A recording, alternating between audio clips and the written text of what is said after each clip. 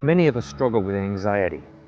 Anxiety can be a real suck on a person's strength, time, energy, and peace.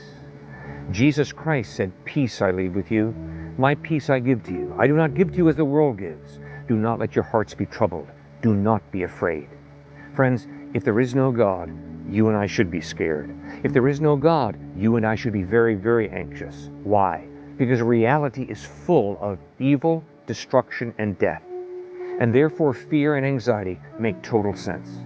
But if there is a God who's all-powerful, if there is a God who is good to the core, and if this God really loves you, then there is reason for peace. That is exactly what Jesus Christ insisted. He insisted that God created you and me for a purpose, and that purpose is to love God with our heart, soul, mind, and strength, and to love our neighbor as ourself, regardless of the circumstances, regardless of how people are treating us. But it's hard to have peace, because you and I live in a world where there's a lot of desperation. There's a lot of uncertainty. There is so much evil floating around. But when you and I live life as God intended, that brings peace.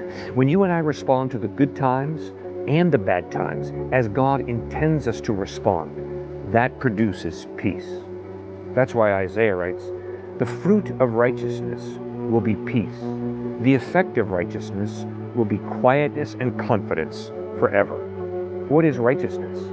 Righteousness is doing things God's way, doing things Christ's way. God created you and me to work.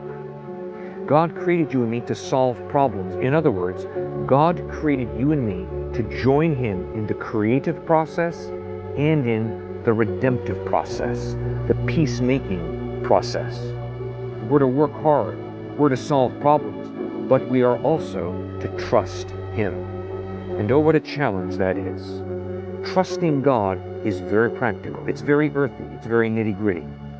Trusting God is shown in patience. Patience is not just sitting it out. Patience is drawing on the underlying spiritual power that Christ gives to those who trust in Him.